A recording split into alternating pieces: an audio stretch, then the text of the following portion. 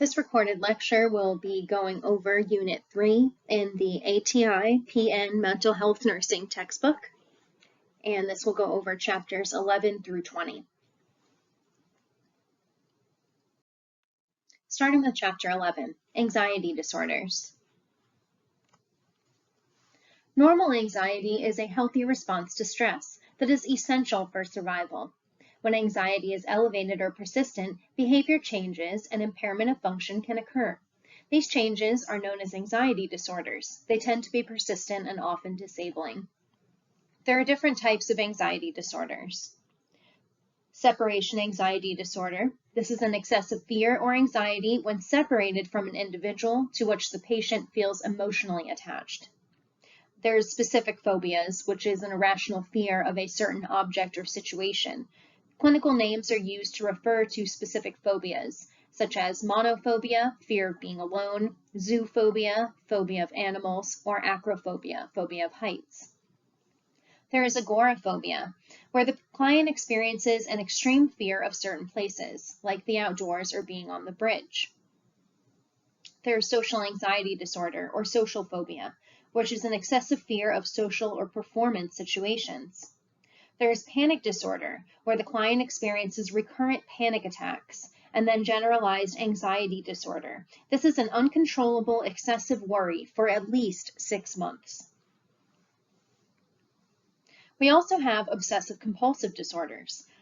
Obsessive-compulsive and related disorders are not actual anxiety disorders, but they have similar effects and include obsessive-compulsive disorder. These are intrusive thoughts of unrealistic obsessions and trying to control those thoughts with compulsive behaviors, such as repetitive cleaning of a particular object or washing your hands.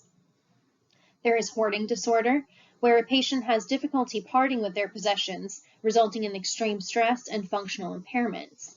And there's body dysmorphic disorder. This is where the client has a preoccupation with their perceived flaws or defects in their physical appearance.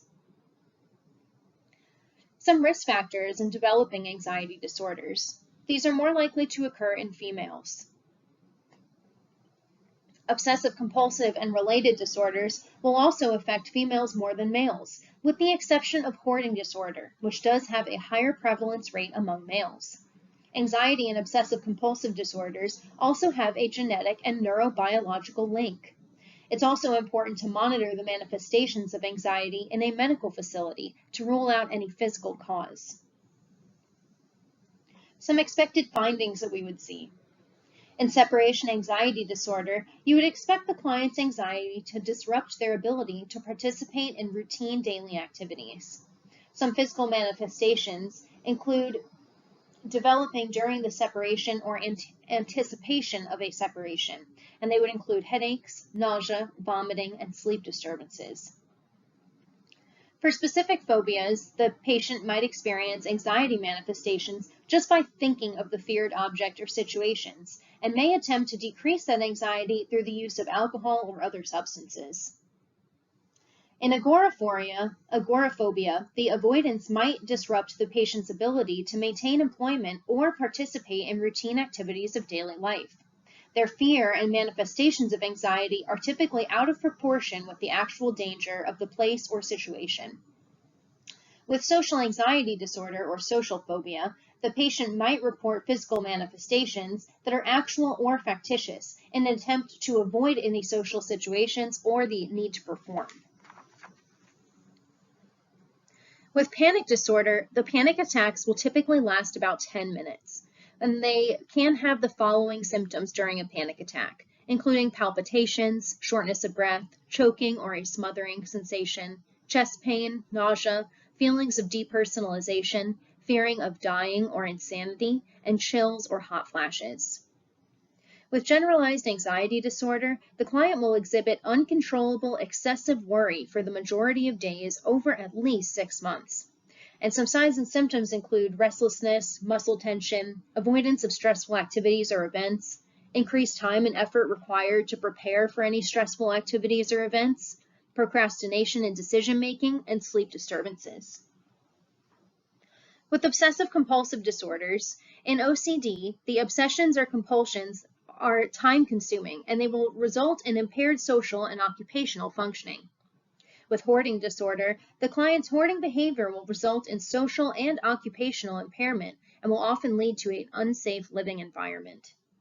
With body dysmorphic disorder, the client may have social and occupational impairment in response to their perceived physical defects or flaws. We can use some standardized screening tools to diagnose these different disorders, including the Hamilton Rating Scale for Anxiety, a fear questionnaire, Panic Disorder Severity Scale, the Yale-Brown Obsessive Compulsive Scale, and a Hoarding Scale self-report. Regarding our nursing care, we need to collect data regarding a comorbid condition of substance use disorder, which can be common. Remain with the client during the worst of their anxiety to provide reassurance, and always determine a client's suicide risk. Provide myelotherapy. Instill hope for positive outcomes, but avoid false reassurances. Assist the client to identify defense mechanisms that will interfere with their recovery. Postpone reinforcing any health teaching until after acute anxiety has subsided. Clients experiencing a panic attack or severe anxiety will be unable to concentrate or learn. Different medications we can use to treat anxiety and these obsessive compulsive disorders include SSRI antidepressants. They are typically the first line of treatment. SNRI antidepressants and anti-anxiety medications. These would include benzodiazepines such as diazepam, which are only indicated for short-term use. Other medications that can be used to treat anxiety disorders would include beta blockers, antihistamines, and anticonvulsants, which can be used as mood stabilizers for the client who is experiencing anxiety. We can also do different therapeutic procedures to help with these various disorders, including cognitive behavioral therapy. The anxiety response can be decreased by changing cognitive distortions. This therapy will use cognitive reframing to help the client identify negative thoughts that produce anxiety, examine the cause, and then develop supportive ideas that can replace that negative self-talk. Behavioral therapies will teach clients ways to decrease anxiety or avoidant behavior and allow an opportunity to practice those techniques. Behavioral therapies would include relaxation training, modeling. The goal of the therapy and modeling is that the patient will imitate your behavior or the behavior that they're seeing in a stressful situation. Systematic desensitization. This form of therapy is especially effective for patients with phobias. Flooding. This therapy is very useful for patients with phobias. Response prevention will focus on preventing the client from performing a compulsive behavior with the intent that the anxiety will actually stop. And then thought stopping. And the goal of that therapy is that within time, the patient will use that command silently. Some patient education. They need to be instructed to notify the provider of any worsening effects and not to adjust any of their medication dosages. They need to avoid stopping or increasing the medication before consulting with the provider.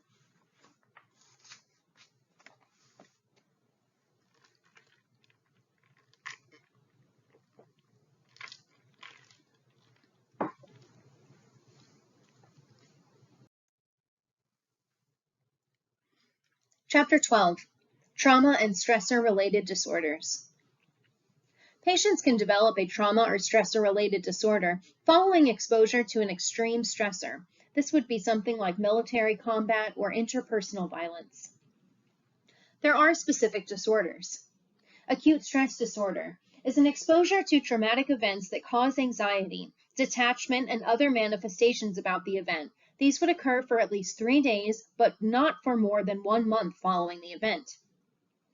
Post-traumatic stress disorder. This is the exposure to traumatic events that cause anxiety, detachment, and other manifestations about the event, lasting longer than 1 month following the event. These manifestations can even last for years.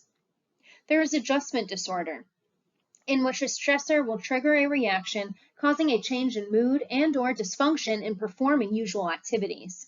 The stressor and effects are typically less severe than with ASD or PTSD. Then there are different dissociative disorders.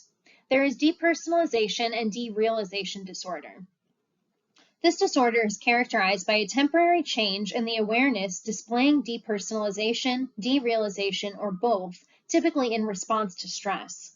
Depersonalization is the feeling that a person is observing one's own personality or body from a distance. Derealization is the feeling that outside events are unreal or part of a dream, or that objects appear larger or smaller than they should. There is dissociative amnesia. This is the inability to recall personal information related to a traumatic or stressful event. The amnesia can be of events of just a certain period of time or just certain details. There is dissociative fugue. This is a type of dissociative amnesia in which the client will travel to a new area and is then unable to remember their own identity and at least some of their own past. This can last to weeks or months and will typically follow a traumatic event. And there is dissociative identity disorder. This is where the client displays more than one distinct personality, with a stressful event precipitating the change from one personality to another. Health promotion and disease prevention. It's important for the nurse to monitor for and recognize any child physical and sexual abuse, which can lead to ASD or PTSD, and also to report any suspected cases to proper authorities promptly to prevent any severe trauma reactions from occurring. The nurse needs to be able to recognize occupations that have a high incidence of PTSD, including military and first responders. These clients should receive support and treatment before any severe trauma reactions occur. Some health promotion measures that we can use to prevent PTSD during and after a traumatic event, such as a mass casualty incident, include being aware of need for breaks, rest, and adequate water and nutrition during the incident, providing emotional support for those involved, encouraging staff to support each other, debriefing with others following the incident, encourage expression of feelings by everyone involved, and use offered counseling resources. Some risk factors that predispose patients to ASD, PTSD, and adjustment disorder include exposure to a traumatic event or experience, exposure to a trauma experienced during a natural disaster, such as a fire or storm, or a man-made experience, such as terrorism, exposure or repeated re-exposure to trauma in an occupational setting, such as experience by medical personnel or a law enforcement officer, that can precipitate a trauma and stressor-related disorder. Living through a traumatic event experienced by a family member or close friend, such as an airplane crash or a homicide. PTSD is also a risk factor for other disorders, including dissociative disorders, anxiety, depression, and substance use disorders. For ASD and PTSD specifically, there is another risk of severity of trauma. Any individual vulnerabilities, such as their past coping mechanisms, and any insufficient treatment following the trauma. For adjustment disorder, there is a risk factor if there was a learned pattern of difficulty with social skills or coping strategies, and then when a stressor occurs, it could trigger a stress response that is out of proportion to that stressor. For dissociative disorders, some risk factors are traumatic life events and childhood abuse or trauma. Some expected findings. For ASD and PTSD, we would expect to see the memories of the event recurring involuntarily and being very distressing to the client. They'll experience flashbacks, nighttime dreams related to the traumatic incident, and they will also try to avoid thinking of the event. They will have some mood and cognitive alterations, including anxiety or depressive disorders, anger and irritability, decreased interest in current activities, guilt, negative self-beliefs, and cognitive distortions, such as they are responsible for everything bad that happens. They'll feel detached from others, an inability to experience positive emotional experiences, and a dissociative manifestation. Some behavioral manifestations of ASD and PTSD include aggression, irritability, and angry responses towards others, hypervigilance with a heightened startle response, inability to focus and concentrate on work or other activities, sleep disturbances like insomnia, and destructive behavior like suicidal thoughts or thoughts of harming others. In adjustment disorder, we would expect to see changes in behavior, such as arguing with others or driving erratically.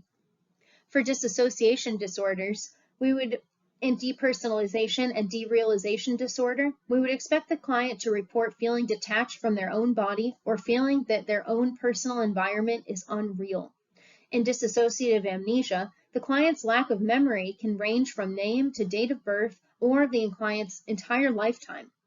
In dissociative identity disorder, the client will display 2 or more separate personalities, and each of these personalities can be very distinct and different from the other one. Some diagnostic procedures that we do to diagnose these conditions.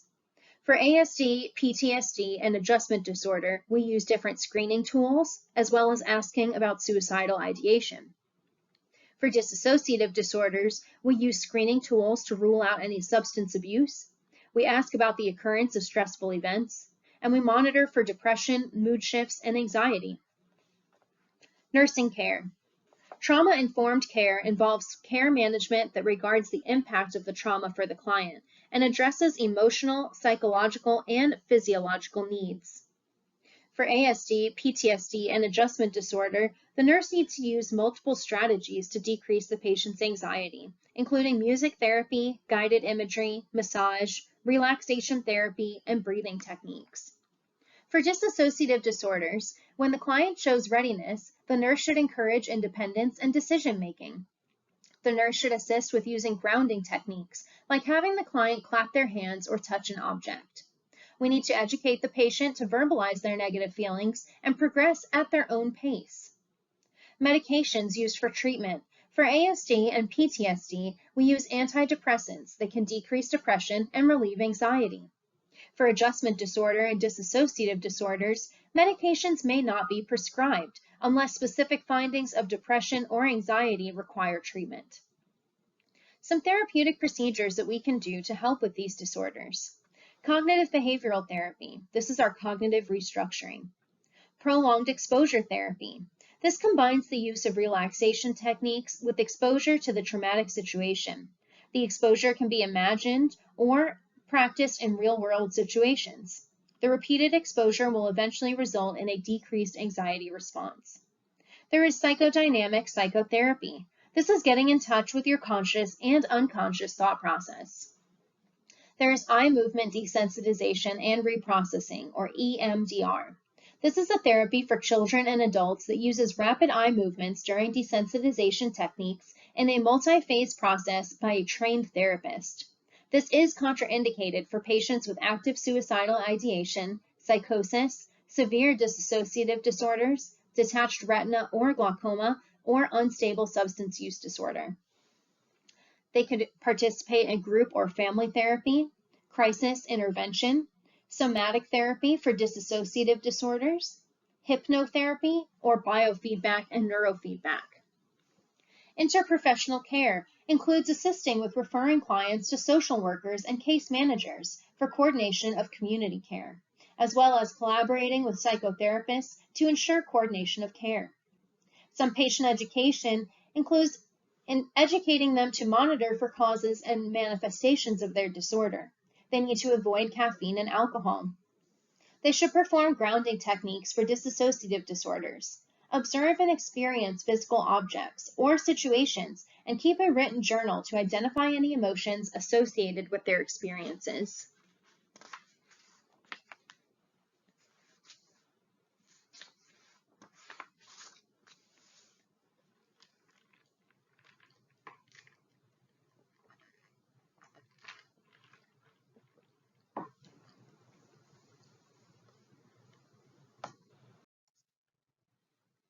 Chapter 13, Depressive Disorders.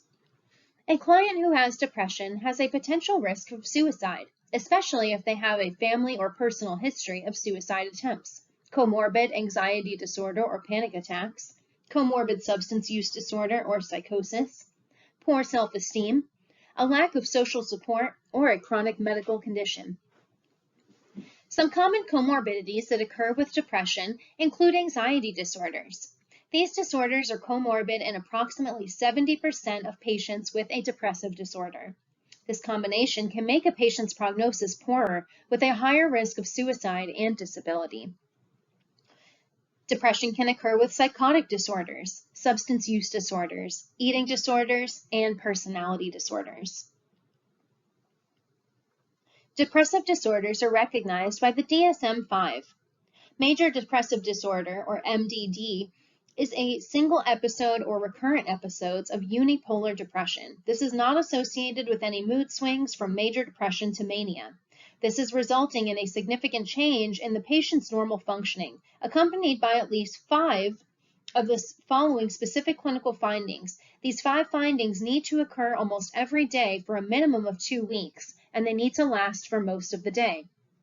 This would include a depressed mood, difficulty sleeping or excessive sleeping, indecisiveness, decreased ability to concentrate, suicidal ideation, increase or decrease in motor activity, inability to feel pleasure, increase or decrease in weight of more than 5% of total body weight over 1 month. MDD can be further diagnosed in the DSM-5 with a more specific classification, including psychotic features. This would be the presence of any auditory hallucinations or the presence of delusions. Postpartum onset. This would be a depressive episode that begins within 4 weeks of childbirth, also known as postpartum depression. There is seasonal affective disorder, or SAD. This is a form of depression that occurs seasonally, typically during the winter when there is less daylight. Light therapy is the first-line treatment for SAD. Persistent depressive disorder, previously known as a dysrhythmic disorder. This is a milder form of depression that usually has an early onset in children or childhood or adolescence. This would usually last 2 years for adults. Persistent depressive disorder contains at least 3 clinical findings of depression and can, later in life, develop into major depressive disorder. There is premenstrual dysphoric disorder, or PMDD. This is a depressive disorder associated with the luteal phase of the menstrual cycle. The prevalence of premenstrual dysphoric disorder is 2 to 6% of menstruating clients and causes problems that can be severe enough to interfere with the ability of a patient to work or interact with others. Treatment would include exercise, diet, and relaxation therapy.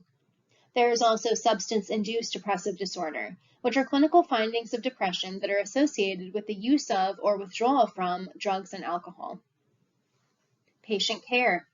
Care of a patient with MDD will mirror the phase of the disease that the patient is currently experiencing, and they can go through 3 different phases. The acute phase. This is the severe clinical findings of depression. This can sometimes require a potential need for hospitalization, and as nurses, we need to monitor for suicide risk and implement safety precautions or one-to-one observation as needed.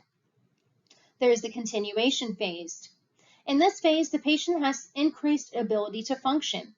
Relapse prevention through education and medication therapy and psychotherapy is the goal of treatment.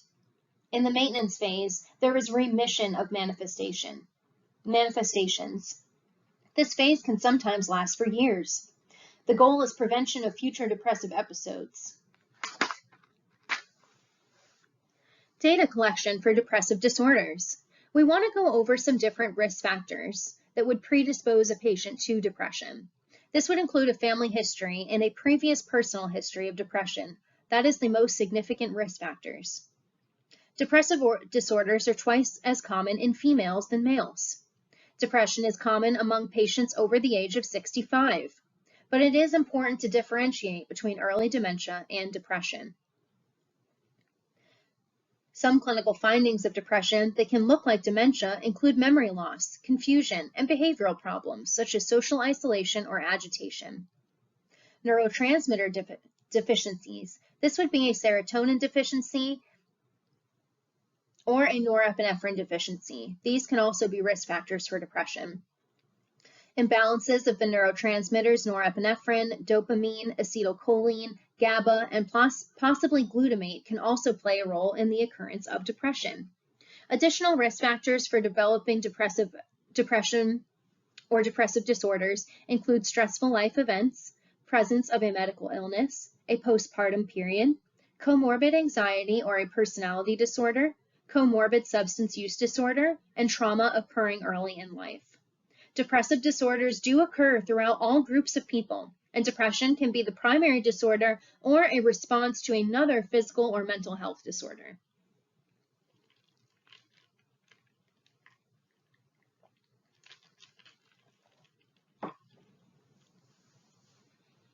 Some expected findings for depressive disorders include anergia, a lack of energy, anhedonia, a lack of pleasure in normal activities, reports of sluggishness, vegetative findings, which include a change in eating patterns, a change in bowel habits, and sleep disturbances, and a decreased interest in sexual activity.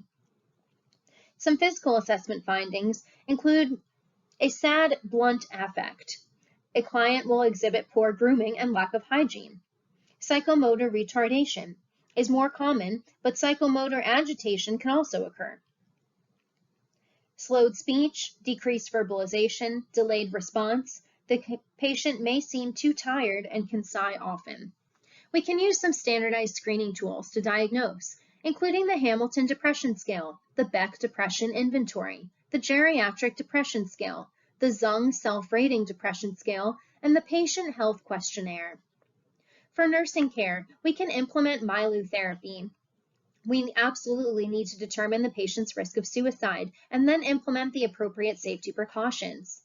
For self-care, you can monitor the patient's ability to perform activities of daily living and always encourage independence as much as possible. For communication, the nurse should relate therapeutically to the client who is unable or unwilling to communicate. Make time to be with that patient, even if they don't speak. Make observations rather than asking direct questions, which can cause anxiety in the patient. For example, the nurse might say, "I noticed that you attended the group meeting today," rather than asking, "Did you enjoy the group meeting?" Give directions in simple, concrete sentences, because a client who has depression can have difficulty focusing on and comprehending long sentences.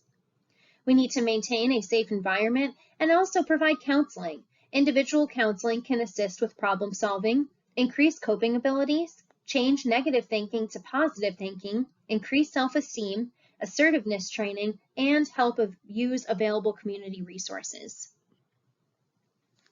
Medications for treatment.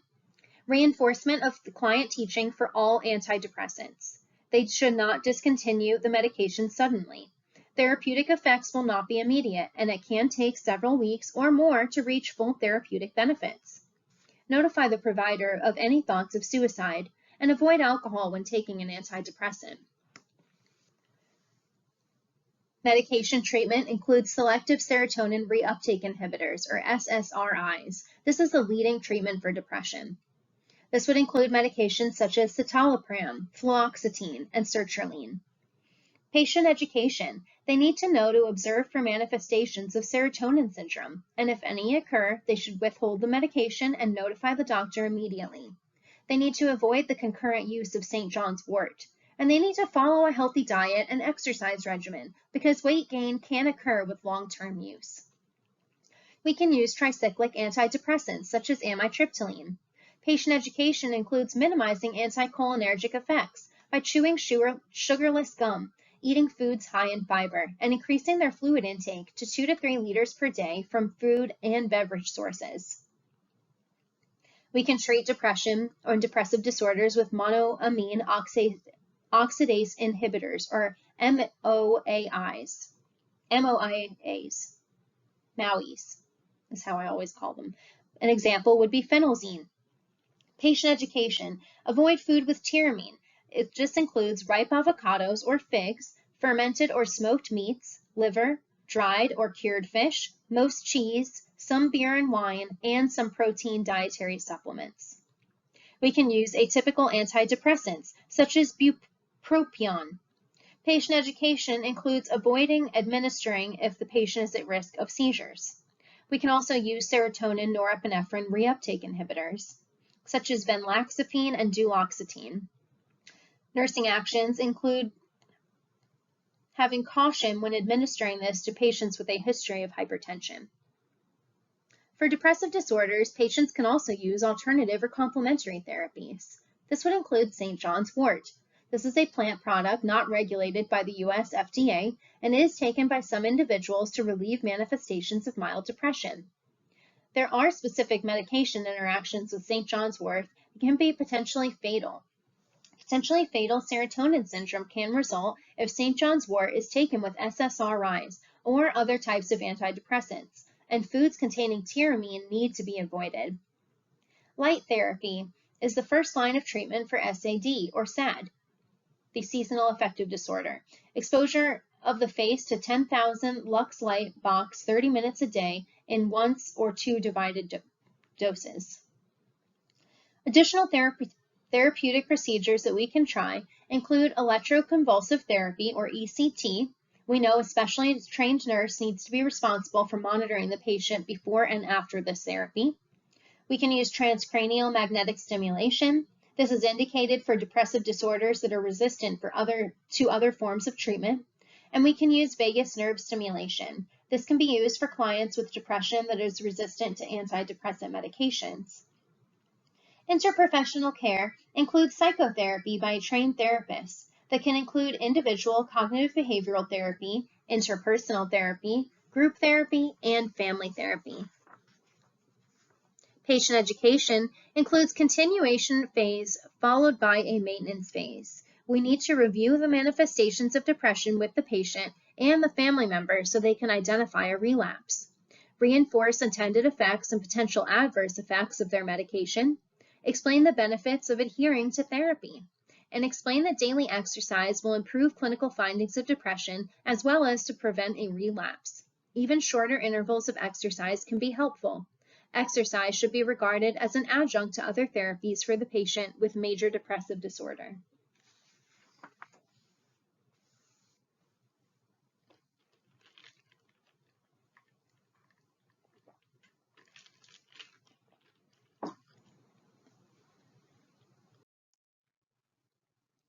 Chapter 14, Bipolar Disorders. Bipolar disorders are mood disorders with recurrent episodes of depression and mania. Bipolar disorders usually emerge in early adulthood, but early onset bipolar disorder can be diagnosed in pediatric patients. Because manifestations can mimic expected findings of attention deficit hyperactivity disorder, or ADHD, it is more difficult to monitor and diagnose bipolar disorders in children than in other patient age groups. These patients can exhibit psychotic, paranoid, and/or bizarre behavior during their periods of mania. Patient care. Care of a client with bipolar disorder will mirror the behaviors of the disease that the patient is currently manifesting. There are certain behaviors shown with bipolar disorders. This would include mania. This is an abnormally elevated mood that can also be described as expansive or irritable, and it usually requires hospitalization. Manic episodes can last 1 week. There is hypomania. This is a less severe episode of mania that lasts at least 4 days, can be accompanied by 3 or more manifestations of mania. Hospitalization is not required, and the patient who has hypomania is less impaired, but this can progress to mania. Rapid cycling. This is 4 or more episodes of hypomania or acute mania within 1 year and is associated with an increased recurrence rate and resistance to treatment. There are different types of bipolar disorders. Bipolar I disorder. This is where the client has at least 1 episode of mania alternating with major depression. Bipolar II disorder. This is where the client has 1 or more hypomanic episodes alternating with major depressive episodes. There is cyclothymic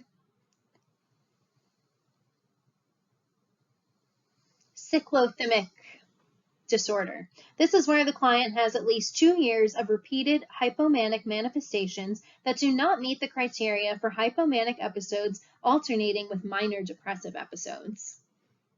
There are certain comorbidities that can occur commonly with bipolar disorders.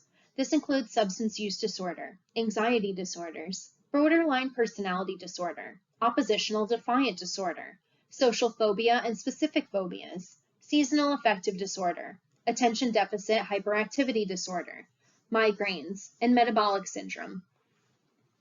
Some risk factors that will predispose the patient to bipolar disorders include genetics. Having an immediate family member with bipolar disorder will make you more likely to develop bipolar disorder.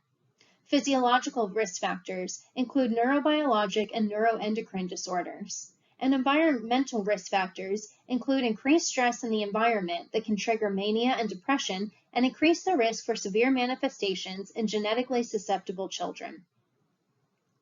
Relapse.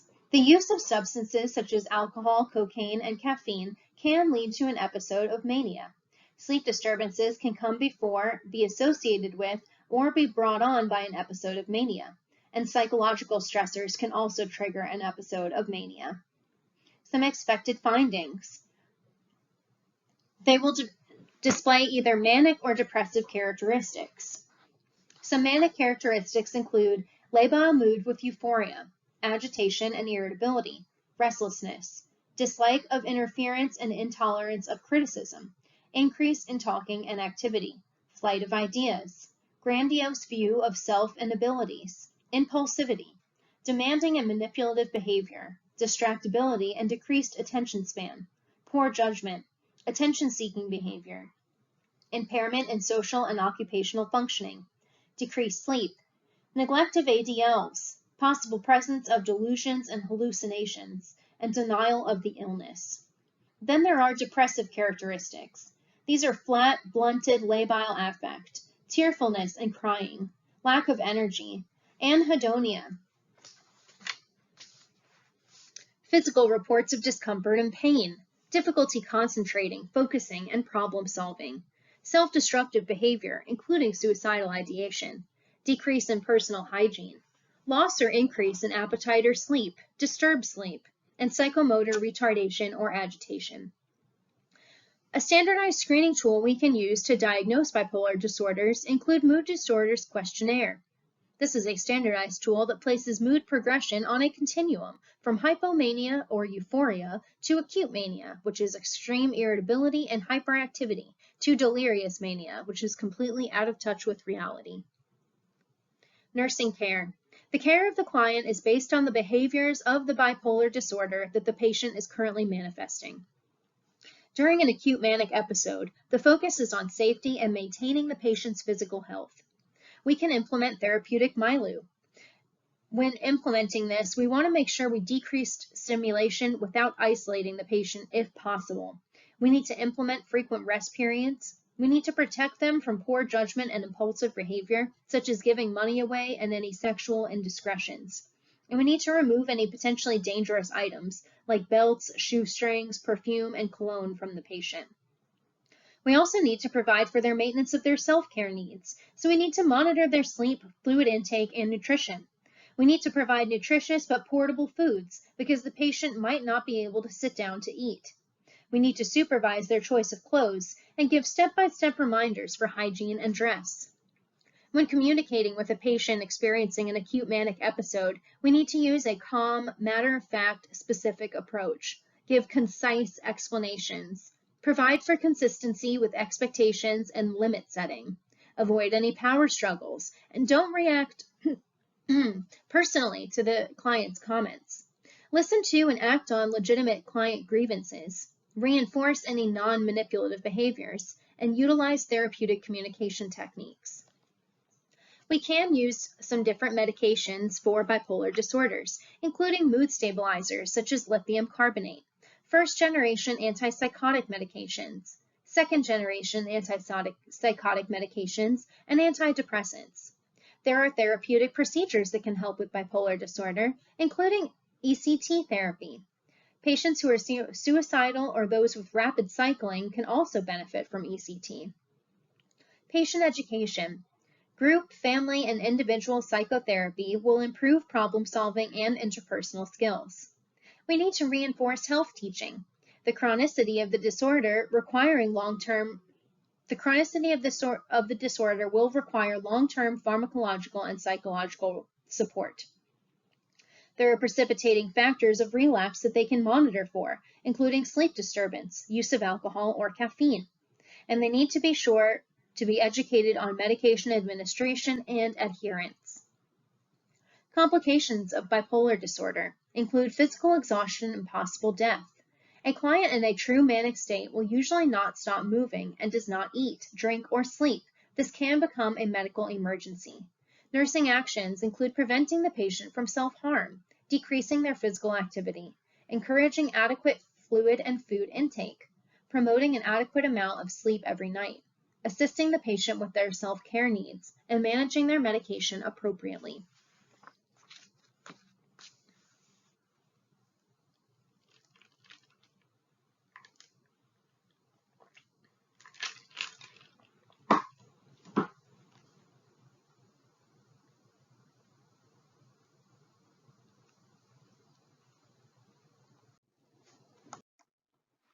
Chapter 15, Psychotic Disorders.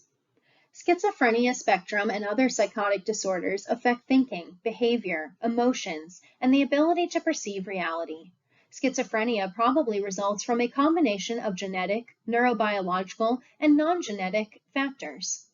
The typical age at onset is mid-teens and mid-20s, but schizophrenia has occurred in young children and can begin in later adulthood.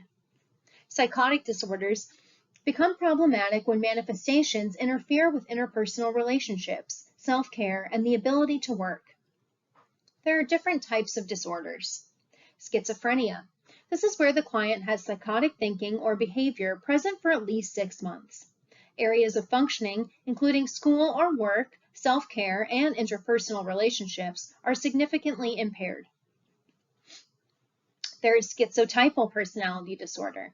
This is where the client has impairments of personality, self and interpersonal functioning. However, it's not as severe as schizophrenia. Delusional disorder. The client experiences delusional thinking for at least 1 month. Their self or interpersonal functioning is not markedly impaired. The patient can experience a brief psychotic disorder. This is when the client has psychotic manifestations that last 1 day to 1 month in duration. There is a schizophreniform disorder. This is where the client has manifestations similar to schizophrenia, but the duration is 1 to 6 months, and social or occupational dysfunction may not be apparent. And there is schizoaffective disorder. This is when the client's disorder meets the criteria for schizophrenia and depressive or bipolar disorder. There is substance-induced psychotic disorder. This is when the client experiences psychosis due to substance intoxication or withdrawal. However, the psychotic manifestations are more severe than typically expected. And there is psychotic or catatonic disorder that are not otherwise specified. This is where the client exhibits psychotic features, bizarre behavior, or a significant change in their motor activity, but doesn't meet criteria for diagnosis with another specific psychotic disorder. Some expected findings, where when we look at the characteristic dimensions of psychotic disorders, we separate them into positive symptoms, negative symptoms, cognitive findings, and affective findings. Positive symptoms. These are manifestations of things that are not normally present, and these are usually the most easily identified manifestations. These include hallucinations, delusions, alterations in speech, and bizarre behavior. Then we have negative symptoms. These are the absence of things that are normally present. These manifestations are typically more difficult to treat successfully than positive symptoms are. This would include the affect, usually blunted affect or flat. Alogia. This is poverty of thought or speech. The patient may sit with a visitor but only mumble or respond vaguely to questions. Anergia, a lack of energy. Anhedonia, the lack of pleasure or joy. The patient is indifferent to things that often make other people happy, such as looking at beautiful scenery. Avolition is a lack of motivation in activities and hygiene. Then we have cognitive findings. These are problems with thinking that make it very difficult for the patient to live independently. This would include disordered thinking, inability to make decisions, poor problem-solving ability, difficulty concentrating to perform tasks, short-term memory deficits, and impaired abstract thinking. Then there are affective findings. These are manifestations that involve emotions, including hopelessness, suicidal ideation, and unstable or rapidly changing mood. Patients with psychotic disorders can experience alterations in thought or delusions. These are fixed, false beliefs that can't be corrected by reasoning and are typically bizarre. These would include the following: ideas of reference. This misconstrues trivial events and attaches personal significance to them, such as believing that others who are discussing the next meal are actually talking about them. Persecution. This is feeling singled out for harm by others, such as being hunted down by the FBI. Grandeur. This is thinking that they are all-powerful and important, like a god. Somatic delusions. They believe that their body is changing in an unusual way, like growing a third arm. Jealousy. Believing that their partner is sexually involved with another individual, even though there's no factual basis for that belief. being controlled. They believe that a force outside their body is controlling them. Thought broadcasting. They believe that their thoughts are being heard by other people. Thought insertion. They believe that other people's thoughts are being inserted into their mind. Thought withdrawal. They believe that their thoughts have been removed from their mind by an outside agency. Religiosity. This is being obsessed with magical beliefs. And magical thinking. This is believing that their actions or thoughts are able to control a situation or affect others, such as wearing a certain hat makes them invisible to others. Patients with psychotic disorders will experience alterations in speech, and the following examples can occur. Associative looseness. This is the unconscious inability to concentrate on a single thought. It can progress to flight of ideas, in which the client's speech moves so rapidly from one thought to another, it is completely incoherent. Neologisms. These are made-up words that have meaning only to the client. Echolalia. This is when the client repeats the words spoken to them. Clang association. Meaningless rhyming of words, often forceful, such as fox, box, and locks. Word salad. Words jumbled together with little meaning or significance to the listener. Circumstantiality, including multiple and unneeded details during a conversation, such as describing in great detail the weather and clothes that they're wearing when asked what their plans are for the day. Tangentiality. This starts talking about trivial information rather than focusing on the main topic of conversation, such as talking about what they will have for lunch when the discussion is about discharge medications. Patients with psychotic disorders will experience alterations in perception. These can be hallucinations. These are sensory perceptions that don't have any apparent external stimulus. Additional examples include auditory hallucinations. These are hearing voices or sounds. These can also include command hallucinations, which is where the voice instructs the client to perform an action, usually to hurt themselves or others. Visual hallucinations, seeing people or things. Olfactory hallucinations, smelling odors. Gustatory hallucinations, experiencing tastes. And tactile hallucinations, feeling bodily sensations. Patients with psychotic disorders will experience personal boundary difficulties. This is a disenfranchisement with one's own body, identity, and perceptions. It can include depersonalization, derealization, and illusions. Patients with psychotic disorders can experience alterations in behavior. This would include extreme agitation, stereotyped behaviors, automatic obedience, wavy flexibility, stupor, negativism, echopraxia, catatonia, motor retardation, impaired impulse control, gesturing or posturing, boundary impairment.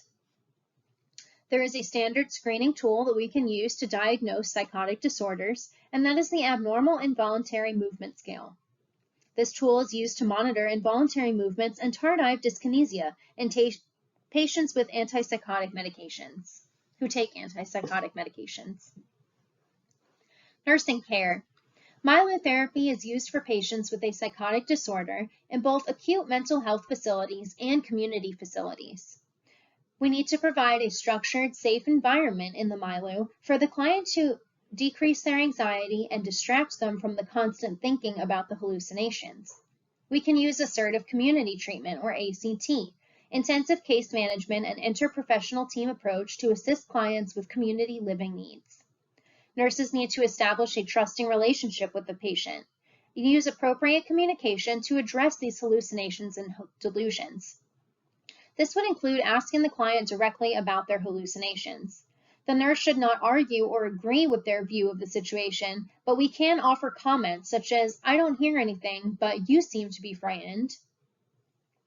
Do not argue with a client's delusions, but focus on the client's feelings and possibly offer any reasonable explanation, such as, "I can't imagine that the President of the United States would have a reason to kill a citizen, but it must be scary for you to believe that." Monitor the patient for any paranoid delusions, which can increase the risk of violence against others. If the patient is experiencing command hallucinations, you need to provide for safety due to the increased risk of harm to self or others. Identify manifestation triggers, such as loud noises that can trigger auditory hallucinations in certain patients, as well as situations that will seem to trigger conversations about the patient's delusions. Nurses need to determine discharge living needs and collaborate with the patient to use manifestation management techniques to cope with their depressive findings and anxiety. Manifestation management techniques would include strategies like using music to distract from the voices, attending activities, walking, talking to a trusted person when hallucinations are most bothersome, and interacting with an auditory or visual hallucination by telling it to stop or go away. Reinforce teaching regarding medications, and whenever possible, incorporate the family in all aspects of care. Instruct the patient to comply with their medication regimen. Some medications that we can use to treat psychotic disorders include first-generation conventional antipsychotics. These are used to treat mainly positive psychotic symptoms and would include haloperidol, loxapine, chlorpromazine, and flufenazine. Nurses need to monitor for extrapyramidal effects, or EPS. This would include dystonia, akathisia, pseudoparkinsonism, and tardive dyskinesia. Patient education includes strategies to minimize their anticholinergic effects, such as chewing sugarless gum, eating foods high in fiber, and eating or drinking 2 to 3 liters of fluid a day from food or beverage sources. Medications also include second-generation atypical antipsychotics. These are the current medications of choice for psychotic disorders, and they generally treat positive and negative symptoms. This would include risperidone, olanzapine, quetiapine, ziprasidone, and clozapine. Patient education includes instructing them on how to minimize their weight gain by following a healthy, low-calorie diet, engaging in regular exercise, and monitoring their weight. Blood tests will be needed to monitor for agranulocytosis. We can also treat with third-generation antipsychotics. These can be used to treat positive and negative symptoms while improving cognitive function. This would include aripiprazole or Abilify. We can also use antidepressants. These can be used to treat the depression seen in many patients with a psychotic disorder. This would include paroxetine or Paxil. Nursing actions include monitoring the patient for any suicidal ideation, because this medication can increase the thoughts of self-harm, especially when they first start taking it. Patient education includes avoiding abrupt cessation of this medication to avoid any withdrawal effects. We can also use mood-stabilizing agents and benzodiazepine. These are used to treat anxiety often found in patients with psychotic disorders, as well as some of the positive and negative symptoms. This could be valproate, lamotrigine, or lorazepam. As nurses, we need to use these medications with caution in our older patients. Patients need to be educated that the medication can have sedative effects. We also need to reinforce health teaching regarding understanding of the disorder, any need for self-care to prevent relapse, medication effects, adverse effects, and the importance of compliance, the importance of attending support groups, abstinence from the use of alcohol or other substances, and keeping a log or journal of feelings and changes in their behavior to monitor their medication effectiveness.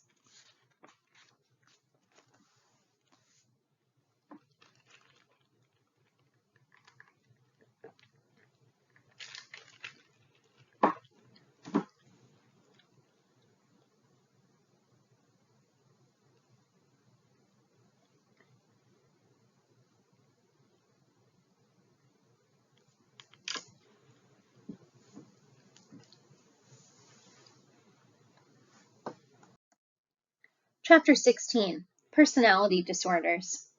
A client who has a personality disorder will demonstrate a pathological personality characteristics, including impairments in self-identity, self-direction, and interpersonal functioning.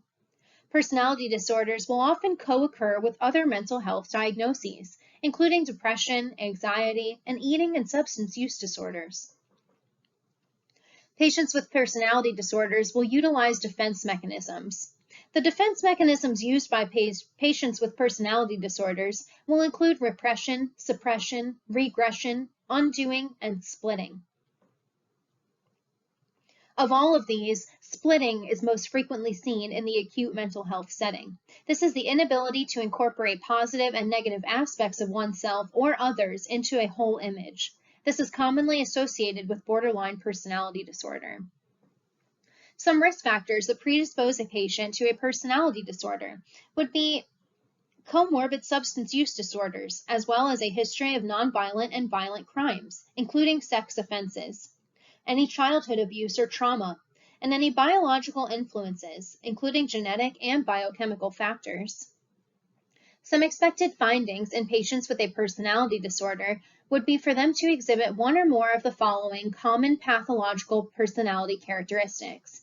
These would include inflexibility or maladaptive responses to stress, compulsiveness, and a lack of social restraint, inability to emotionally connect in social and professional relationships, and a tendency to provoke interpersonal conflict. There are 10 different personality disorders. We separate them into Cluster A, Cluster B, and Cluster C. We'll begin with Cluster A. These are the odd or eccentric traits. Paranoid personality disorder, characterized by distrust and suspiciousness towards others based on unfounded beliefs that others want to harm, exploit, or deceive that person. Schizoid. This is characterized by emotional detachment, disinterest in close relationships, and indifference to praise or criticism, often uncooperative. Schizotypal.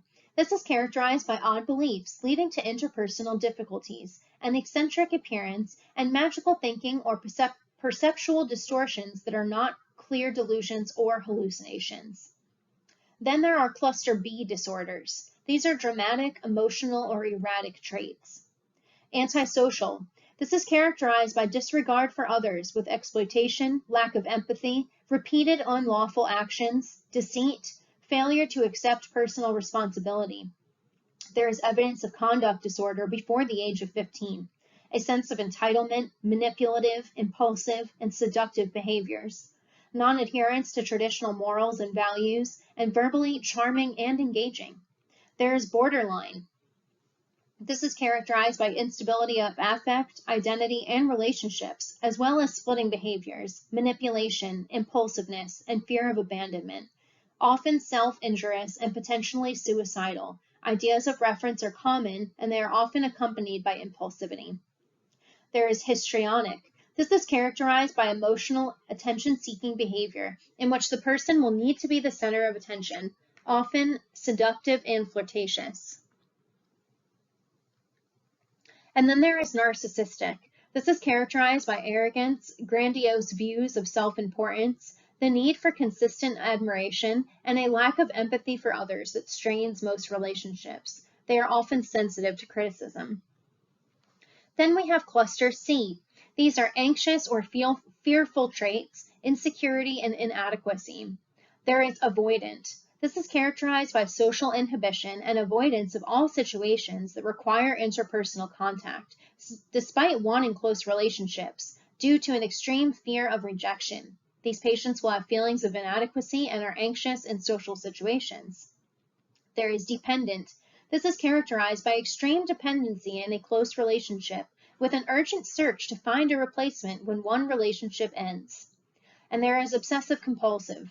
This is characterized by indecisiveness and perfectionism, with a focus on orderliness and control to the extent that the individual may not be able to accomplish a given task. Nursing care for personality disorders. Self-assessment is vital for nurses caring for patients with personality disorders and should be performed prior to care. This is because clients with personality disorders can invoke intense emotions from the nurse. The nurse should repeat the self-assessment if ever experiencing a personal stress response to the client's behavior. Safety is always a priority concern because some clients with personality disorder are at risk for self-injury or violence. Communication strategies include developing a therapeutic relationship. This can often be challenging due to the client's distrust or hostility towards others. Fears of being threatened or having no control can cause a client to act out towards the nurse. A firm yet supportive approach and consistent care will help build a therapeutic nurse-client relationship. Limit setting and consistency are essential with clients who are manipulative, especially those who have borderline or antisocial personality disorders. Clients who have dependent and histrionic personality disorders often benefit from assertiveness training and modeling, as well as psychotherapy. Clients with schizoid or schizotypal personality disorders tend to isolate themselves, and the nurse should respect that. Psychotherapy can help improve the patient's ability to respond to social cues from others. For patients with histrionic personality disorder who can be flirtatious, it's important for the nurse to maintain professional boundaries and communication at all times. When caring for patients who exhibit dependent behavior, self-assess frequently for any countertransference reactions. Medications would include the use of psychotropic agents to provide relief from these manifestations. Antidepressant, anxiolytic, antipsychotic, or mood-stabilizing medications can also be prescribed. Interprofessional care. Psychotherapy, group therapy, and cognitive and behavioral therapy are effective treatment modalities for patients with personality disorders. Case management is beneficial for clients who have had personality disorders and who are persistently and severely impaired.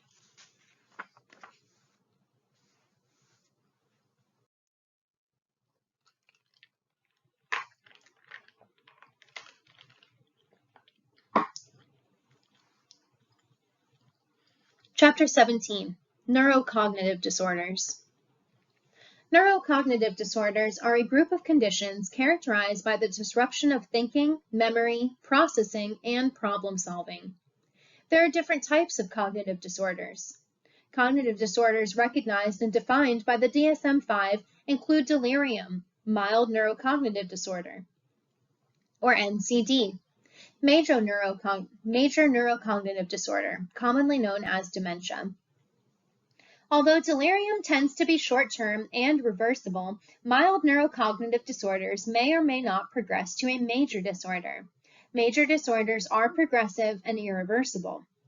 Major and mild NCD subtypes can be further classified as NCD due to Alzheimer's disease, NCD due to Parkinson's disease, or NCD due to Huntington's disease. Alzheimer's disease is a subtype of NCD that is a neurodegenerative resulting in the gradual impairment of cognitive function. It is the most common type of major NCD. Depression in the older adult can mimic the early stages of Alzheimer's disease. Risk factors that would predispose the patient to neurocognitive disorders. Risk factors for delirium include physiological changes, including neurologic, metabolic, and cardiovascular and respiratory diseases, infections, surgery, and substance use or withdrawal. Other risk factors for delirium include older age, multiple comorbidities, severity of disease, polypharmacy, intensive care units, surgery, aphasia, restraint use, and the change in client environment. Risk factors for neurocognitive disorder and Alzheimer's include advanced age, prior head trauma, cardiovascular disease, lifestyle factors, and a family history of AD. There is a strong genetic link in early onset familial AD. Expected findings. Delirium and neurocognitive disorders will have some similarities and some differences, and clients with NCD can also develop delirium. These patients will often use defense mechanisms to preserve their self-esteem and to compensate when cognitive changes are progressive. They may use denial.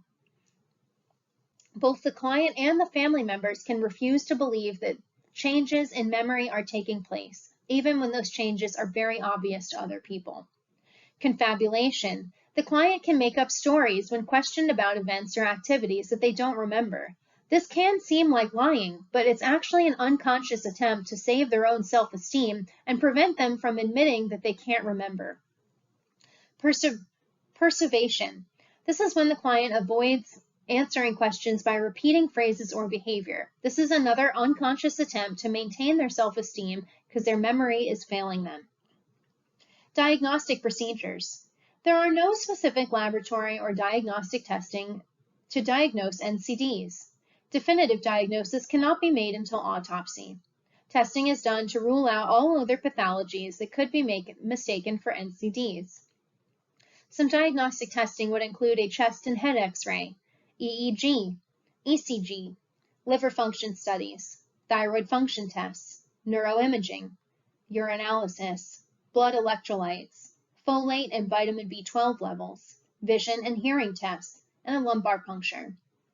There are various screening and data collection tools that we can use, including the Confusion Assessment Method, or CAM, Nealon-Champagne Confusion Scale, Functional Dementia Scale, Mini Mental Status Examination, Functional Assessment Screening Tool, Global Deterioration Scale, and a short blast test.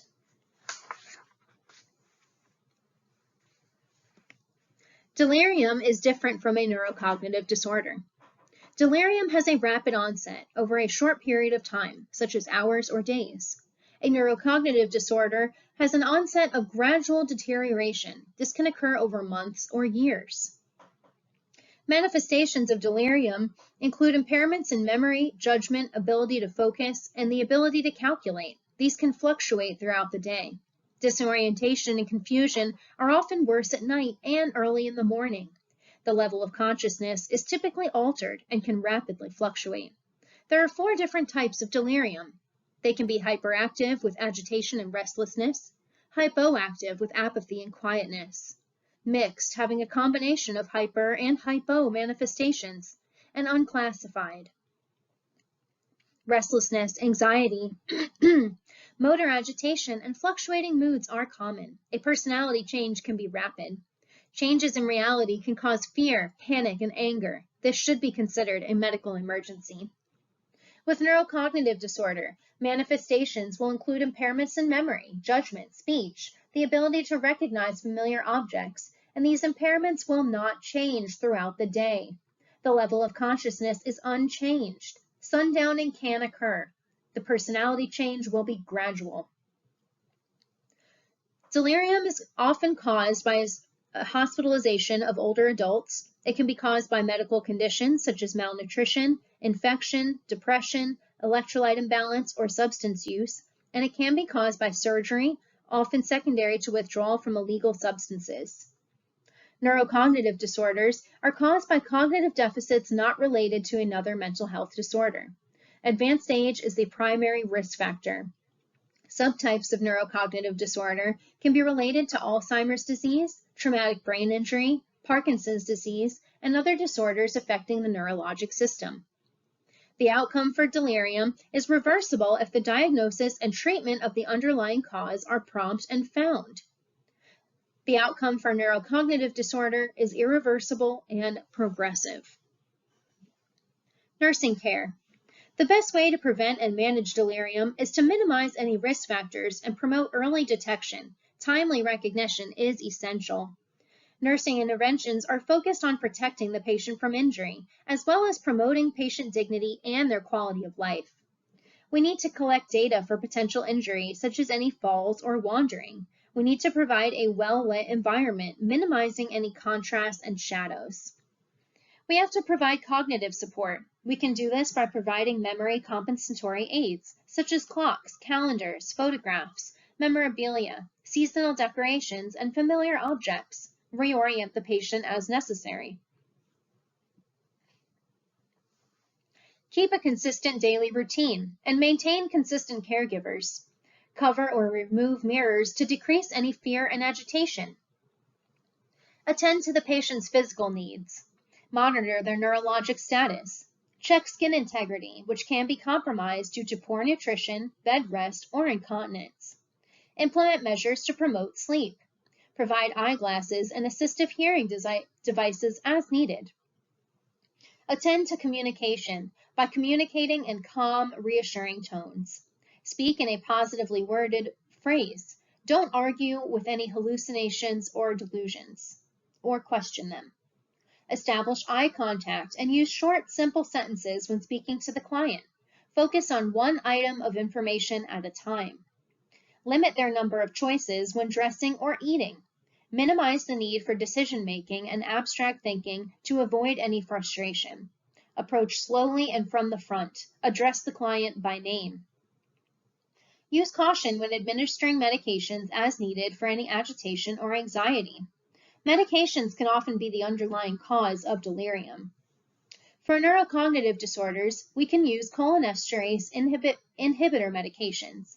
This would include donepezil, rivastigmine, and galantamine. In some patients, these medications will improve the ability to perform self-care and can slow the cognitive deterioration of Alzheimer's disease in the mild to moderate stages. Some adverse effects of these medications include GI effects such as nausea, vomiting, and diarrhea, as well as bradycardia and syncope. Concurrent use of NSAIDs such as aspirin with these medications can cause GI bleeding. Antihistamines, tricyclic depressions, and conventional antipsychotics can reduce the therapeutic effects of donepezil. Nurses need to monitor the patient for their ability to swallow tablets, and we need to administer this medication at bedtime with or without food. Additional medications called memantine can be used to improve moderate to severe stages of Alzheimer's disease. Other medications that can be prescribed include selective serotonin reuptake inhibitors for depression and anti-anxiety agents as needed for agitation. Antipsychotics are typically reserved for clients experiencing hallucinations or delusions, and these are used as a last resort because these medications carry many adverse effects. There are some alternative complementary therapies that we can use, such as vitamins and herbal products. There are currently no evidence that these products are effective. Patient education. We need to educate our family and caregivers about the patient's illness, methods of care, and any adaptations to the home environment. Home safety measures include removing any scatter rugs, installing door locks that can't be easily opened. Encourage the patient and family to seek legal counsel regarding advance directives, guardianship, or durable power attorney for health care. Review resources available to the family as the patient's health declines and include some long-term care options. A variety of home care and community resources can be available in many areas of the country, and these resources can allow the patient to remain at home rather than in a care facility. Always encourage the caregivers to take time for themselves and take one day at a time.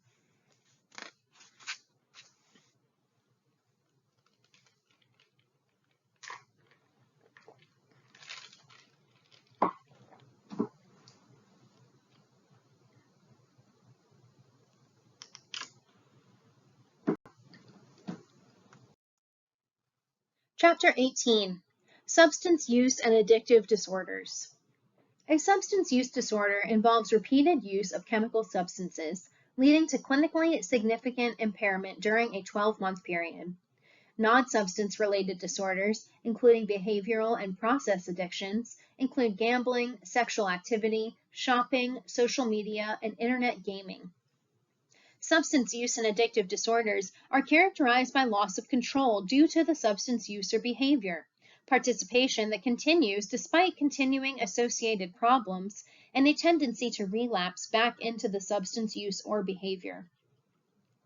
Some risk factors that predispose patients to substance use and addictive disorders include genetics, predisposition to developing substance abuse disorder due to a family history, chronic stress, history of trauma, lowered self-esteem, lowered tolerance for pain and frustration, few meaningful personal relationships, few life successes, risk-taking tendencies. Some sociocultural theories exist. Some cultures, such as Alaska Natives and Native American groups, have a higher percentage of members with alcohol use disorders, where other cultures, such as Asian groups, have a lower rate of alcohol use disorder. Metabolism of alcohol and cultural views of alcohol use can provide possible explanations for the incidence of alcohol use within a cultural group. Some expected findings. The nurse should use open-ended questions to obtain the following information for a nursing history.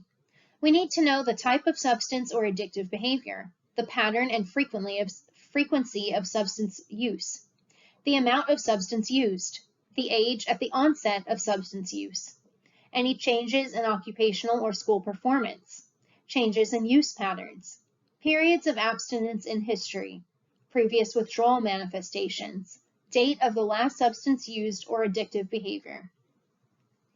Perform a review of systems, including any blackouts or loss of consciousness, any changes in bowel movements, weight loss or weight gain, any experiences of stressful situations, any sleep problems, any chronic pain, any concern over their substance use, any cutting down on their consumption or behavior. There are some population-specific considerations. The rate of substance use is highest in clients aged 18 to 25. The younger the person is at the time of initial substance use, the higher the incidence of developing a substance use disorder. For older adults who use substances are especially prone to falls and other injuries, memory loss, somatic reports such as headaches, and changes in their sleep patterns. Older adults can show effects of alcohol use at lower doses than younger adults will.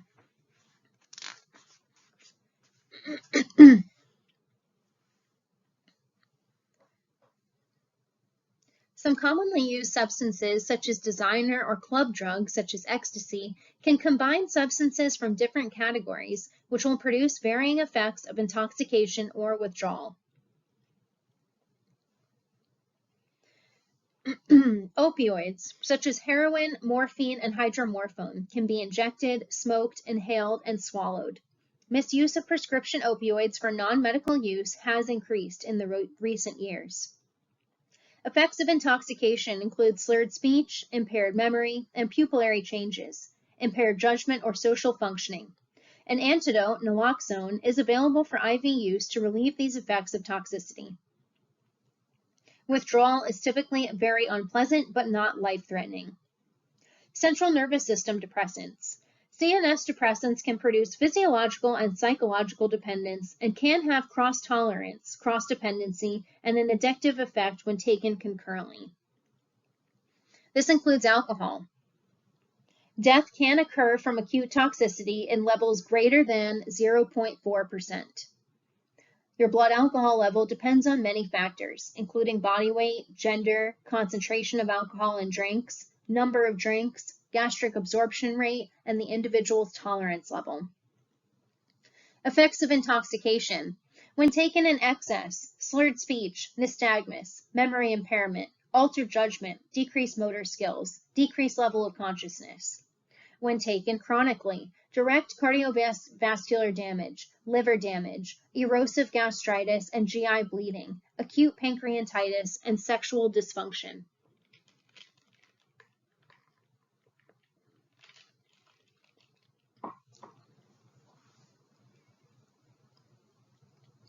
Withdrawal manifestations include abdominal cramping, vomiting, tremors, restlessness, and inability to sleep, increased heart rate, transient hallucinations or illusions, anxiety, increased blood pressure, respiratory rate, and temperature, and tonic-clonic seizures. Alcohol withdrawal delirium can progress to death. Sedatives, hypnotics, and anxiolytics would include benzodiazepines like diazepam, barbiturates like phenobarbital, or club drugs like flunitrazepam, or the date rape drug. These can be taken orally or injected. Effects of intoxication include respiratory depression and decreased level of consciousness. This can be fatal. An antidote, flumazenil, is available for IV use for benzodiazepine toxicity. There is no antidote to reverse barbiturate toxicity. Cannabis. This is marijuana or hashish, which is more potent and can be smoked or orally ingested. Effects of intoxication. For chronic use, they'll experience increased risk of lung cancer and other respiratory effects. Cannabis use disorder will result in problems with performance of daily activities. In high doses, occurrence of paranoia, delusions, and hallucinations. Increased appetite, dry mouth, and tachycardia. Synthetic cannabinoids, including K2 and spice, have been associated with toxic doses. These chemicals are related to marijuana but more potent. Withdrawal manifestations include irritability, aggression, anxiety, insomnia, lack of appetite, restlessness, depressed mood, abdominal pain, tremors, diaphoresis, fever, and headache. Central nervous system stimulants. The CNS stimulation seen in some CNS stimulants is dependent on the area of brain and the spinal cord affected. Cocaine.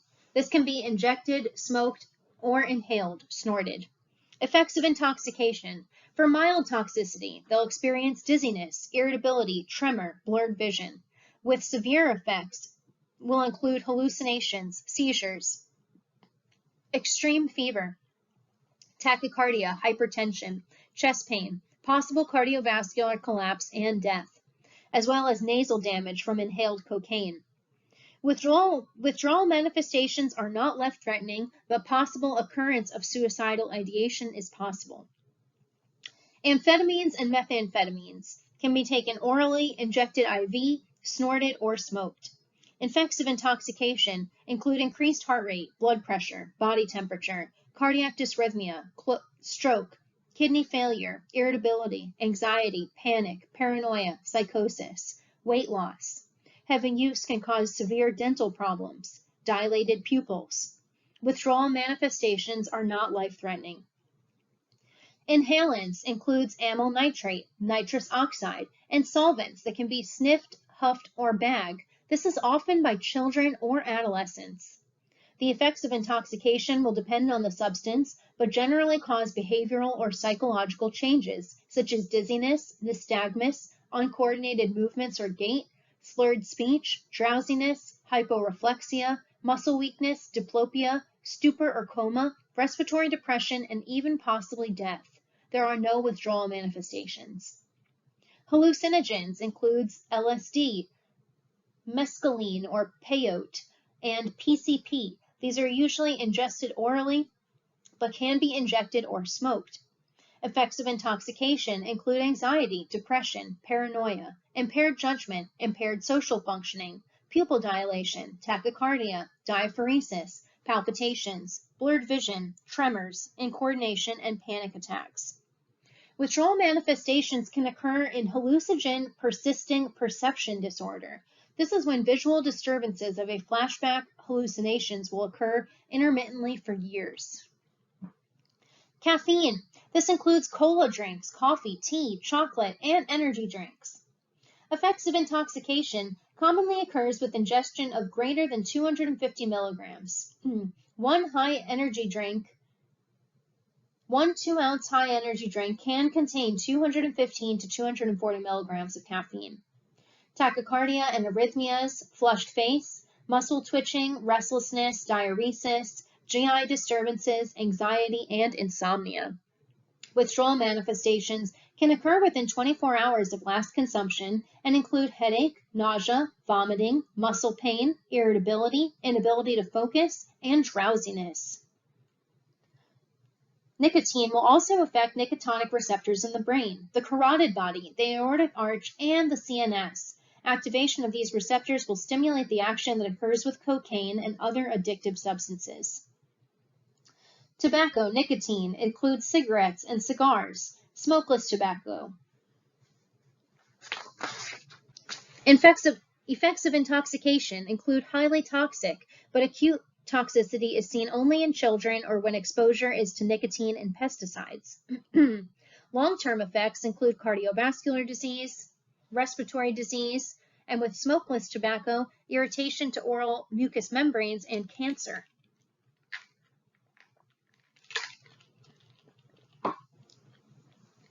Abstinence syndrome, or withdrawal manifestations, are abstinence syndrome, which is evidenced by irritability, craving, nervousness, restlessness, anxiety, insomnia, increased appetite, difficulty concentrating, anger, and depressed mood. Nursing care. Personal views, culture, and history can affect a nurse's feelings regarding substance use and addictive disorders. Nurses need to self-assess their own feelings because those feelings can be transferred to clients through body language and the terminology that nurses will use in their data collection with clients. An objective, non-judgmental nurse approach is imperative. Safety is the primary focus of nursing care during any acute intoxication or withdrawal. Educate the client and family about codependent behaviors. Encourage self-responsibility. Help the patient develop an emergency plan. This is a list of things they would do, need to do, and people they would need to contact. Encourage attendance at self-help groups. We can use various medications to treat substance use and addictive use disorders. For alcohol withdrawal, we can use diazepam, carbamazepine, clonidine, chlordiazepide, phenobarbital, and naltrexone. For alcohol abstinence, we can use disulfiram, naltrexone, and acamprosate. For opioid withdrawal, we can use methadone, clonidine, buprenorphine, naltrexone, and levo-alpha-acetylmethadol. For nicotine withdrawal from tobacco use, we can use bupropion, nicotine replacement therapy, varenicline, and for nicotine abstinence, we can use varenicline and rimonabant. Patient education includes telling them to adhere to the treatment plan, and if they are taking disulfiram, they need to avoid all alcohol. Interprofessional care. Dual diagnosis or comorbidity means that an individual has both a mental health disorder, depression, and a substance use or addictive disorder. Both disorders need to be treated simultaneously and require a team approach. Individual psychotherapies can include cognitive behavioral therapies, acceptance and commitment therapy, relapse prevention therapy, and group therapy. Family therapy can identify codependency, which is a common behavior demonstrated by the significant other, family, and friends of an individual with a substance or process dependency. This will assist the family to change that behavior. The codependent person will react in over-responsible ways that allow the dependent individual to continue their substance use or addiction disorder.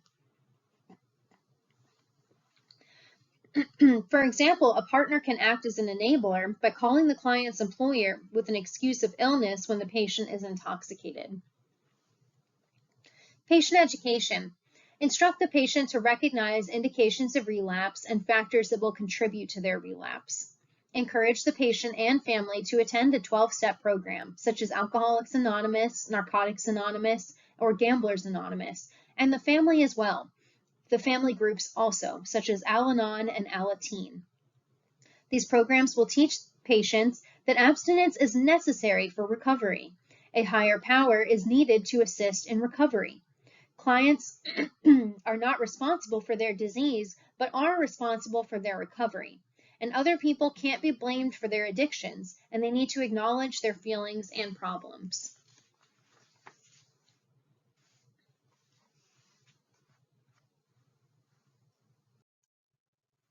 Chapter 19, Eating Disorders.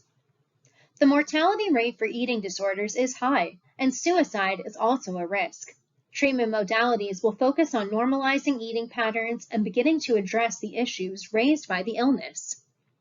Comorbidities include depression, personality disorders, substance use disorder, and anxiety. Various eating disorders are recognized and defined by the DSM-5. This includes anorexia nervosa. This is persistent energy intake restriction leading to significantly low body weight in context of age, sex, developmental path, and physical health. There is a fear of gaining weight or becoming fat, disturbance in self-perceived weight or shape. This condition will occur most often in female clients from adolescence to young adulthood. And there are two types. The restricting type, which is where the individual drastically restricts their food intake and does not binge or purge, and the binge eating or purging type, which is where the individual engages in binge eating or purging behaviors.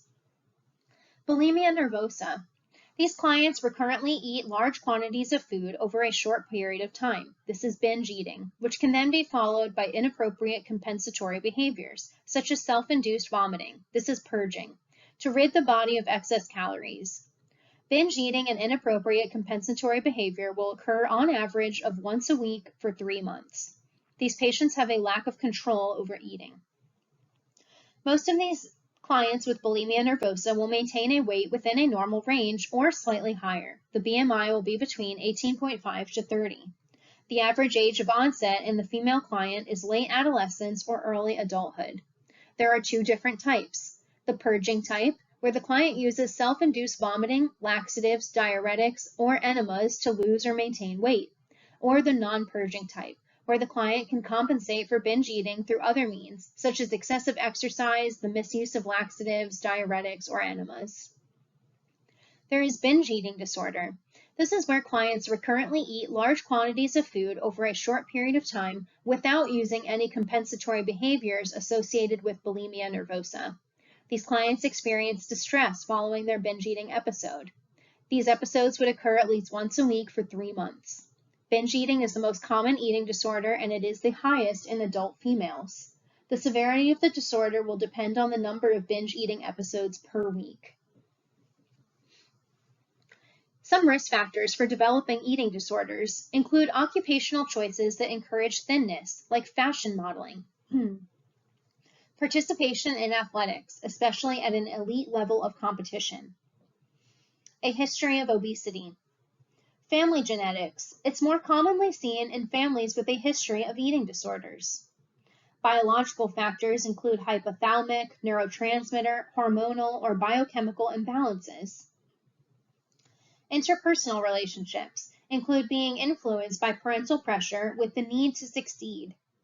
Psychological influences include rigidity, ritualism, separation and individuation conflicts, feelings of ineffectiveness, helplessness, and depression, distorted body image, internal or external locus of control or self-identity, and a potential history of physical abuse. Environmental factors include media influence and pressure from society to have a perfect body. Temperamental factors include anxiety or obsessional traits in childhood. Some expected findings in patients with eating disorders include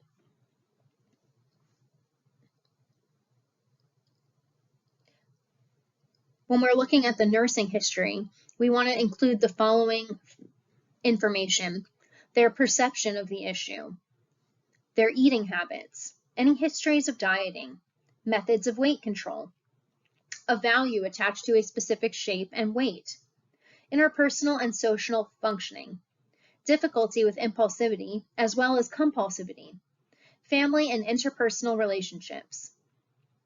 We want to look at their mental status. They are often experiencing cognitive distortions, which include overgeneralizations, an all or nothing type of thinking, catastrophizing, personalization, and emotional reasoning. The patient's perception is that they are severely overweight and they see this image reflected in the mirror. They can exhibit low self-esteem, impulsivity, and difficulty with their interpersonal relationships. For their vital signs, they will often exhibit a low blood pressure with possible orthostatic hypotension, a decreased pulse and body temperature, and hypertension can be present in patients with binge eating disorder. For their weight, patients with anorexia nervosa will have a body weight that is less than 85% of expected normal weight, and clients with binge eating disorder are typically overweight or obese.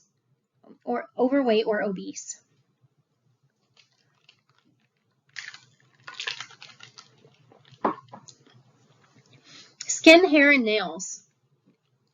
Patients with anorexia nervosa can have fine, downy hair or lanugo on their face and back, yellowed skin, pale, cool extremities, and poor skin turgor.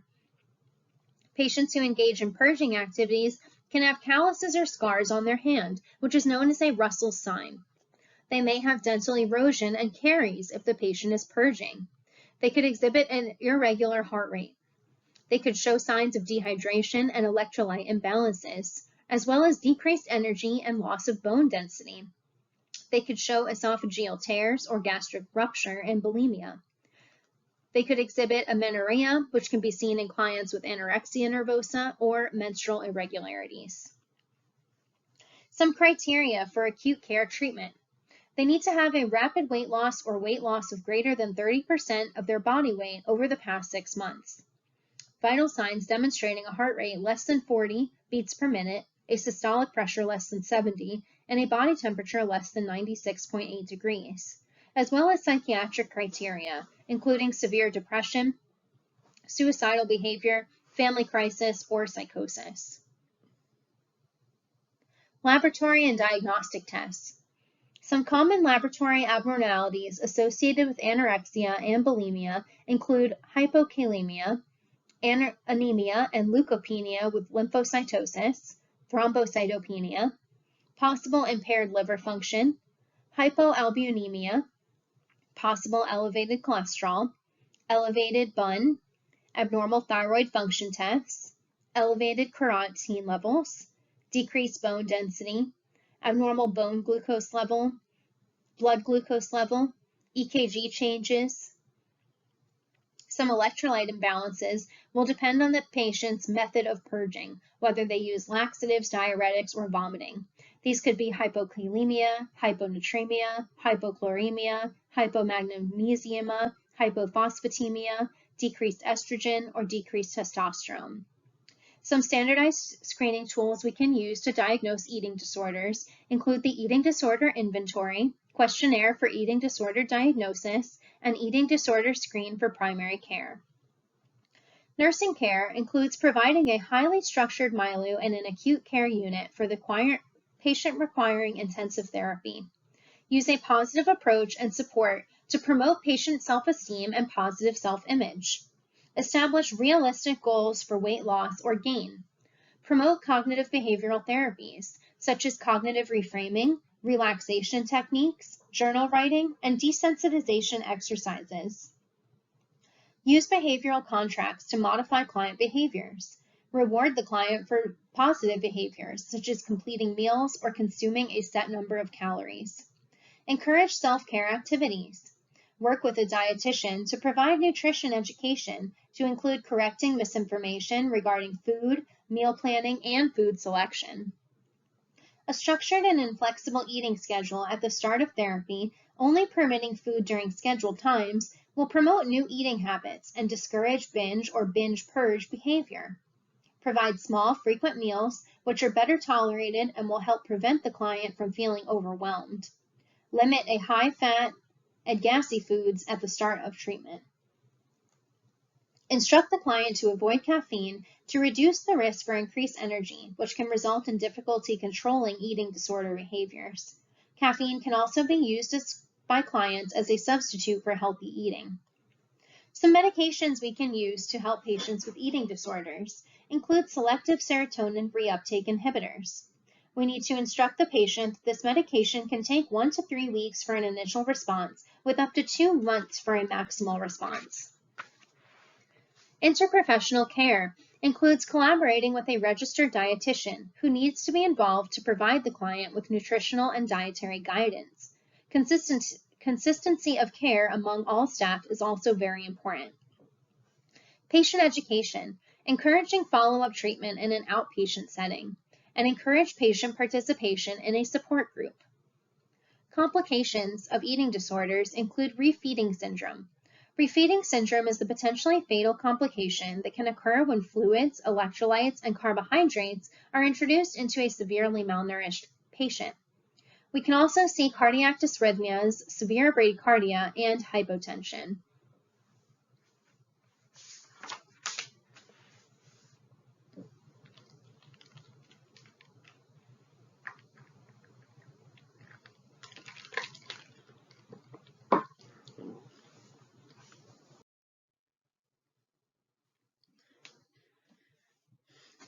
Chapter 20, Somatic Symptom and Related Disorders.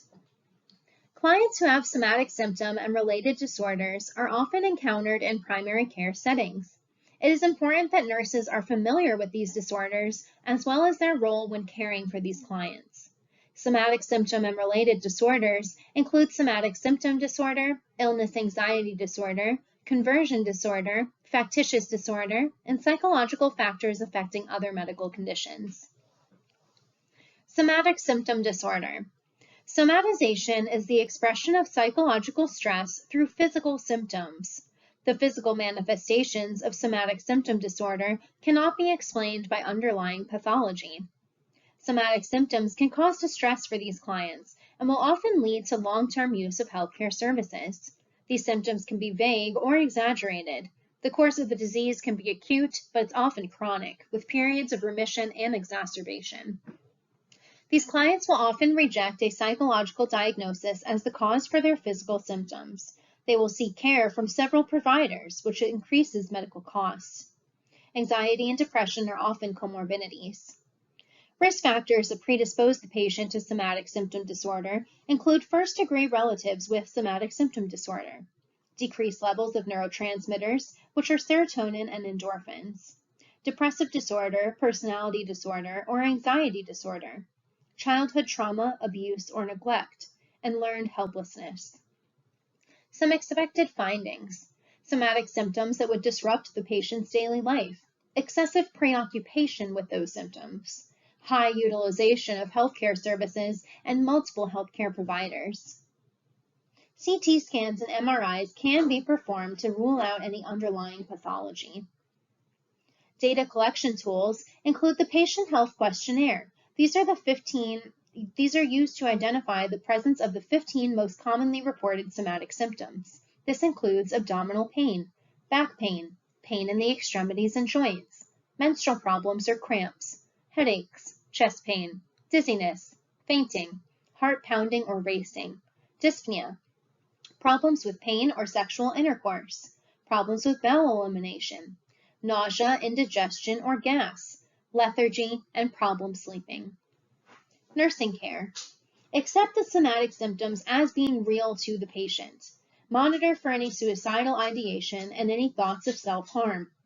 Identify secondary gains from any somatic symptoms, such as attention, distraction from personal obligations, or problems, and limit the amount of time allowed to discuss those symptoms. Reattribution treatment. Work with the provider to provide reattribution treatment, which can assist the patient in identifying the link between their physical symptoms and psychological factors while promoting a sense of caring and understanding. There are 4 stages of reattribution treatment. Stage 1 is feeling understood.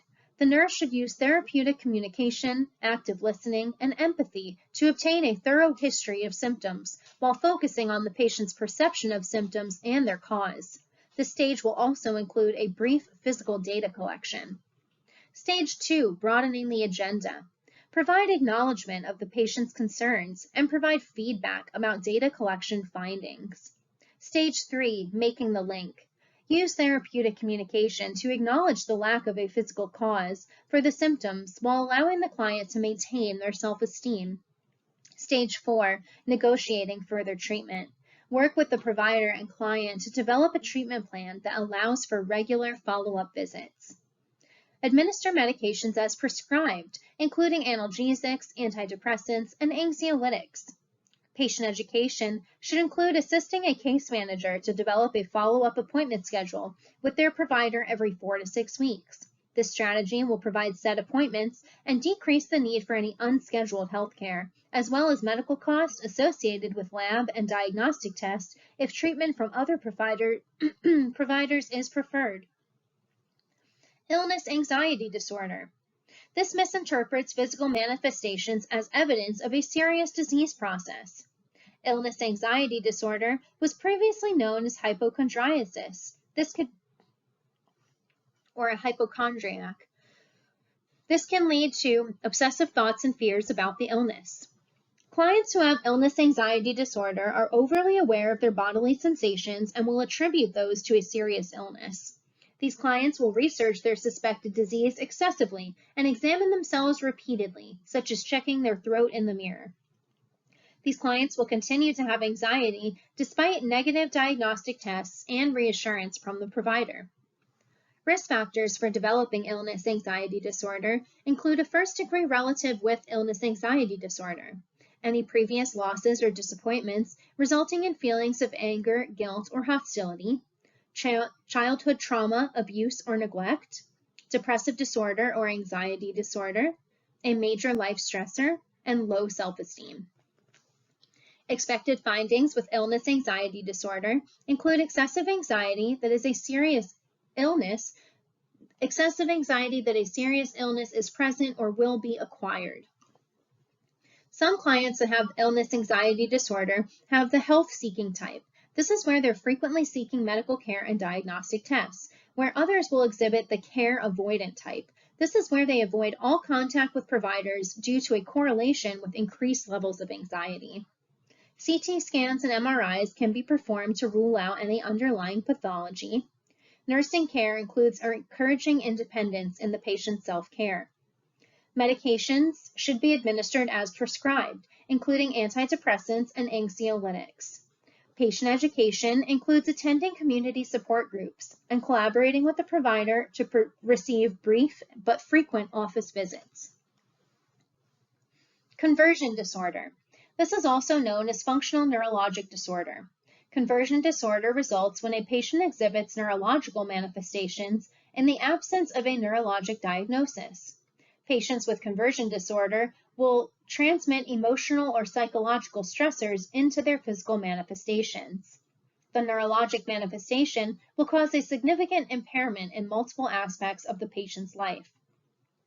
Some risk factors that predispose a patient to developing conversion disorder include a first-degree relative with conversion disorder, childhood physical or sexual abuse, comorbid psychiatric conditions, including depressive disorder, anxiety disorder, PTSD, personality disorder, or another somatic disorder, a comorbid medical or neurologic condition, any recent acute stressful event, being of female sex, adolescent or young adults, and being of low socioeconomic status or low educational status.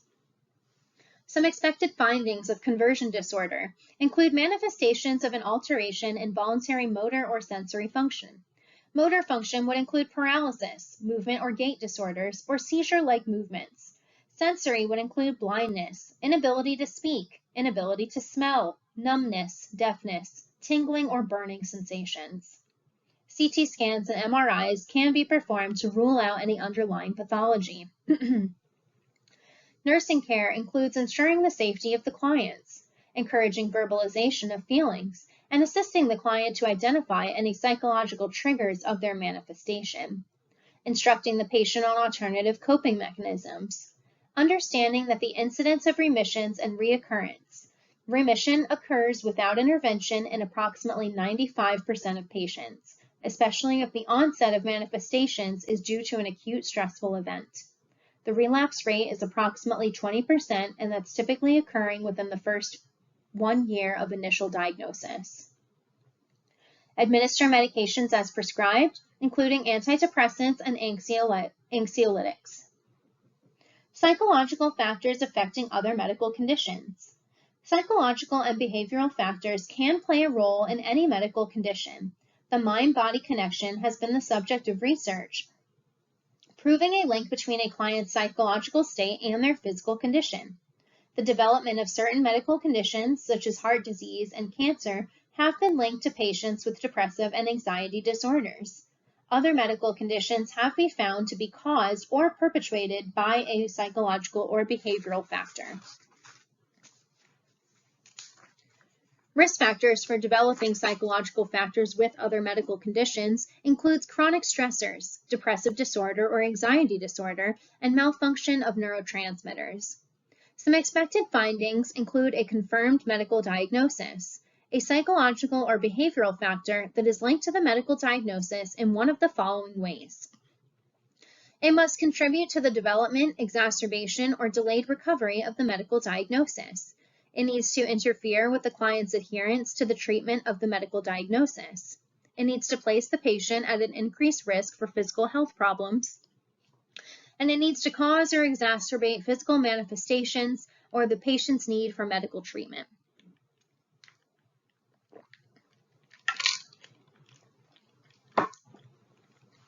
Nursing care includes monitoring the patient for suicidal ideation and any thoughts of self-harm, administering prescribed medications, providing care that meets the physical and psychological needs of the patient.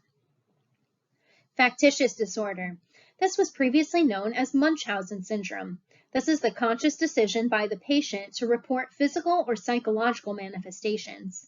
The falsification of those manifestations is done in the absence of personal gain by the client, other than possible fulfillment of an emotional need for attention. In some cases, these clients will even inflict self-injury. Factitious disorder imposed on another was previously known as Munchausen syndrome by proxy. This is present when the client deliberately causes injury or illness to a vulnerable person. The emotional need for attention or relief of responsibility remains a possible motivating factor. These patients will often have an average or above average IQ. Factitious disorder will differ from malingering. Factitious disorder is a mental illness, while malingering is not. Malingering is consciously motivated and driven by personal gain, such as disability benefits or evading military service. Some risk factors that predispose a patient to factitious disorder include a history of emotional or physical distress, child abuse, and/or frequent childhood illnesses requiring hospitalizations, an impaired neurologic ability for information processing, a dependent personality, or borderline personality disorder. Expected findings include a report of false physical and psychological manifestations, as well as possible evidence of self-injury or injury to others. CT scans and MRIs can be performed to rule out underlying pathology. Nursing care involves avoiding confrontation, ensuring the safety of the client and vulnerable persons affected by the client, instructing the client on alternative coping mechanisms, communicating openly with the healthcare team about any suspicions of factitious disorder or factitious disorder imposed on another. This action can help reduce medical costs as well as possible unnecessary treatments or surgical procedures. Patient education should include verbalizing any feelings.